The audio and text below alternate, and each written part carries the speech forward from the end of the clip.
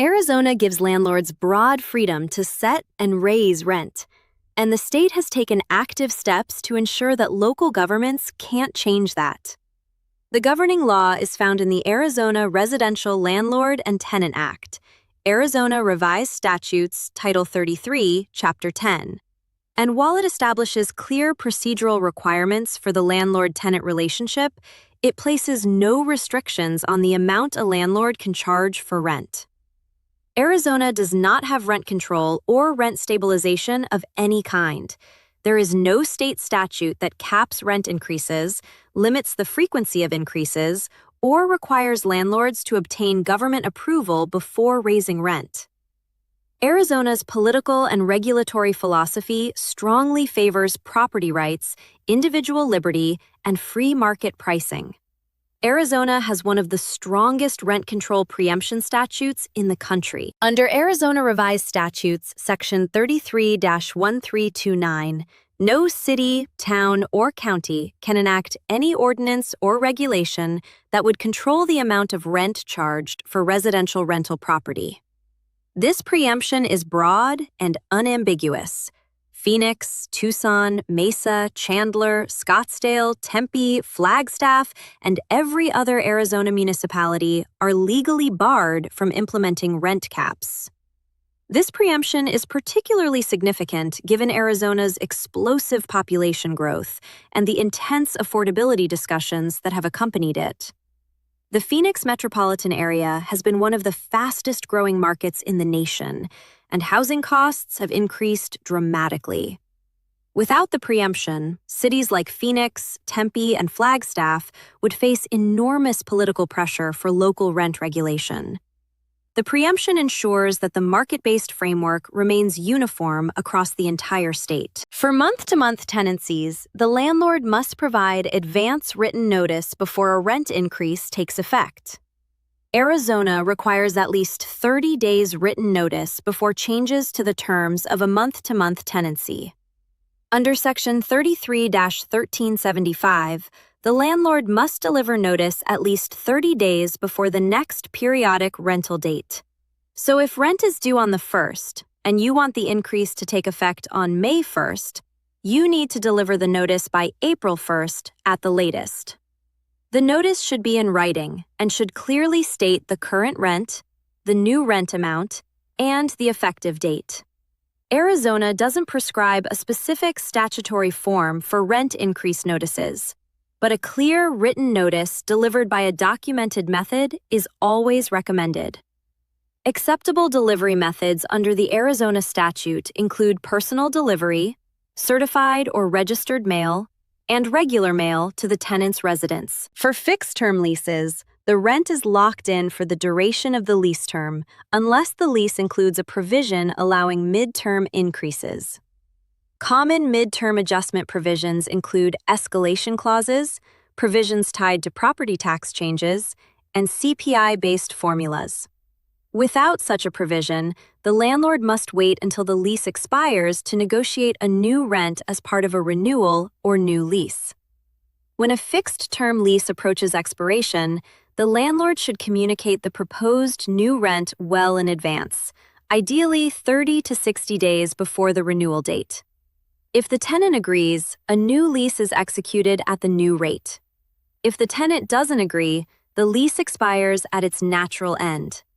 If the tenant stays and the landlord accepts rent, the tenancy converts to a month-to-month arrangement subject to the 30-day notice requirement. For week-to-week tenancies, Arizona requires at least 10 days notice before changes to the terms, which is slightly longer than the 7-day standard most states use for weekly tenancies. This 10-day notice for weekly tenancies is specific to Arizona and worth remembering if you have weekly rental arrangements. Now let's cover the restrictions that apply even without rent control. Rent increases cannot be retaliatory. Arizona has a specific anti-retaliation provision under Section 33-1381 that prohibits landlords from raising rent in retaliation for a tenant exercising their legal rights. Protected activities include making a good faith complaint about a code violation to the landlord or a government agency, complaining about conditions that violate the landlord's statutory obligations, participating in a tenants organization, and exercising any right under the Residential Landlord and Tenant Act. Arizona's anti-retaliation statute creates a rebuttable presumption of retaliation if the landlord takes adverse action within 6 months of the tenant's protected activity. 6 months is a meaningful protection window. Any rent increase delivered within that period after a tenant's complaint carries an automatic inference of retaliatory motive. The landlord must then demonstrate that the increase was motivated by legitimate business reasons unrelated to the tenant's complaint. The consequences of a retaliatory rent increase in Arizona include the tenant's right to recover actual damages, and the increase may be invalidated. The finding can also undermine the landlord's credibility in any related legal proceedings, including eviction actions. Arizona courts take the 6-month presumption seriously, and landlords who implement increases during the presumption window need strong documentation to overcome the inference. Rent increases also cannot be discriminatory. Under the Federal Fair Housing Act and the Arizona Fair Housing Act, found in Arizona Revised Statutes, Title 41, Chapter 9, Article 4, landlords cannot raise rent based on a tenant's race, color, religion, national origin, sex, disability, or familial status. The Arizona Attorney General's Civil Rights Division investigates fair housing complaints and can take enforcement action. Some Arizona cities have enacted local anti-discrimination ordinances that provide broader protections. Phoenix has a human rights ordinance that includes protections based on sexual orientation and gender identity. Tempe, Tucson, Flagstaff, and Sedona have similar local provisions. Landlords in these cities must comply with both state and local anti-discrimination requirements when implementing rent increases. Tucson also enacted a source of income protection that prohibits landlords from discriminating against tenants based on their use of housing choice vouchers or other lawful sources of income. This means Tucson landlords cannot raise rent specifically to push out voucher recipients while keeping rates stable for other comparable tenants. A rent increase that appears targeted at subsidy recipients could result in a local discrimination complaint. From a practical standpoint, Arizona has one of the largest and most dynamic rental markets in the country, concentrated heavily in the Phoenix metropolitan area. Phoenix, including the city proper and the broader Valley of the Sun, is the 5th largest city in the nation and has one of the fastest-growing metropolitan areas. The Phoenix metro includes Mesa, Chandler, Scottsdale, Tempe, Gilbert, Glendale, Peoria, and dozens of other communities spanning a massive geographic area. The region's economy is driven by technology, including a growing semiconductor cluster anchored by Intel and TSMC, healthcare, financial services, aerospace and defense, logistics, and a massive construction and real estate sector. Phoenix experienced some of the most dramatic rent increases in the country during the recent growth period. The combination of massive population influx, driven by Californians and other West Coast migrants seeking lower taxes and more affordable housing, limited supply during the post-2008 recovery, and explosive job growth created conditions for rapid rent appreciation. Some Phoenix neighborhoods saw rents increase by 20 to 30% in a single year during the peak. However, the Phoenix market has also demonstrated the moderating effect of new construction. The valley has seen enormous new apartment development, and the additional supply has helped moderate rent growth from its peak levels.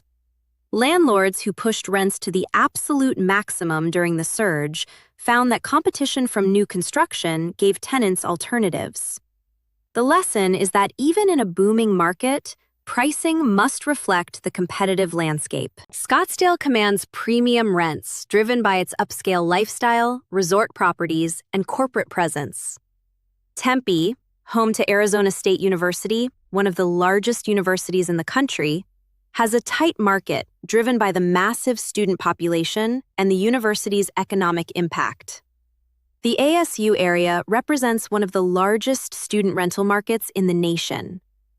Chandler and Gilbert have attracted families and technology workers with strong school systems and growing employment bases.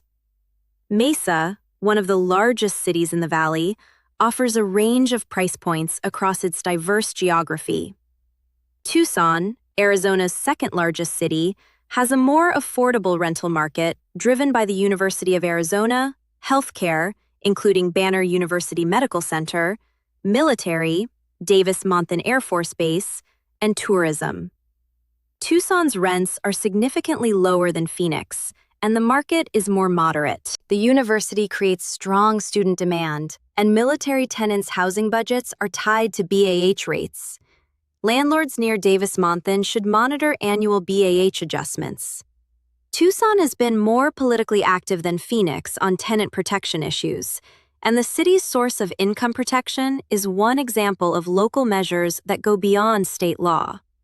Landlords in Tucson should stay informed about local policy developments.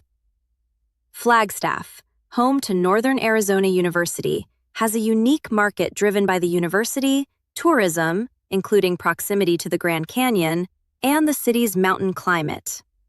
Flagstaff has some of the highest rents in Arizona outside of Scottsdale, driven by limited supply, geographic constraints, and strong demand.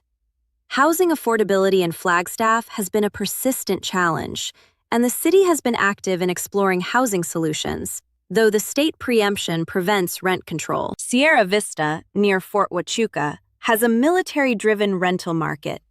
Yuma, near the Marine Corps Air Station Yuma and the Yuma Proving Ground, has a similar military and agricultural dynamic. BAH rate monitoring is essential for landlords near these installations. Prescott, Sedona, and the Verde Valley have retirement and tourism-driven markets with strong lifestyle appeal. Rents in Sedona are disproportionately high for the community's size, driven by tourism and limited housing supply. One best practice for Arizona landlords, given the 6-month anti-retaliation presumption, establish a consistent annual schedule for rent increases across all your properties. If you implement increases at the same time each year, such as at lease renewal, the pattern demonstrates that increases are routine business decisions rather than reactions to individual tenants' behavior. Keep detailed records of market comparables, operating cost changes, and property improvements that support each increase. Another best practice? In the Phoenix market, monitor the competitive landscape carefully. New apartment construction has been substantial, and the additional supply affects your pricing power. Track local vacancy rates, new project openings, and concession activity. If competing properties are offering move-in specials or rent concessions, that's a signal that the market may not support the increase you had planned. Adjusting your expectations based on real-time competitive conditions produces better financial results than rigidly pushing for a target number. Arizona's extreme heat creates practical considerations that can interact with rent increase decisions. Air conditioning is not a luxury in Arizona. It's a life safety necessity. If you include utilities in the rent, rising electricity costs during the brutal summer months can be a legitimate driver of rent adjustments. If tenants pay their own utilities, the total housing cost includes both rent and substantial cooling expenses. And a large rent increase on top of already high summer utility bills can push the total burden beyond what tenants can absorb. Water costs in Arizona have also been increasing as the state manages its limited water resources. And some municipalities have implemented tiered water pricing that affects both landlords and tenants. If you pay water for your property, rising water costs are a documentable business expense that supports rent adjustments. Arizona also has specific requirements for manufactured home community lot rents under the Mobile Home Parks Residential Landlord and Tenant Act. Title 33, Chapter 11. Landlords who own or manage manufactured home parks must follow specific notice and procedural requirements for lot rent increases, including providing detailed written notice and specific content requirements. For Arizona landlords who participate in the Housing Choice Voucher Program, rent increases must be approved by the local housing authority. In Tucson, where source of income protections exist, the interaction between voucher rules and local anti-discrimination law adds an important compliance layer. Submit increase requests well in advance. Arizona requires landlords to return the security deposit within 14 business days of the tenant vacating. The landlord must provide an itemized statement of any deductions. If the landlord fails to return the deposit within the required period, they may be liable for up to twice the amount wrongfully withheld. Arizona limits the security deposit to 1.5 months' rent. While these rules don't directly regulate rent increases, landlords should understand that increasing rent doesn't automatically entitle them to collect additional deposit from an existing tenant without a new agreement. The 1.5-month cap is based on the rent at the time the deposit was collected. For the complete guide to Arizona rent increase laws, visit tenantscreeningbackgroundcheck.com. Subscribe to our channel for every state in our landlord-tenant law series.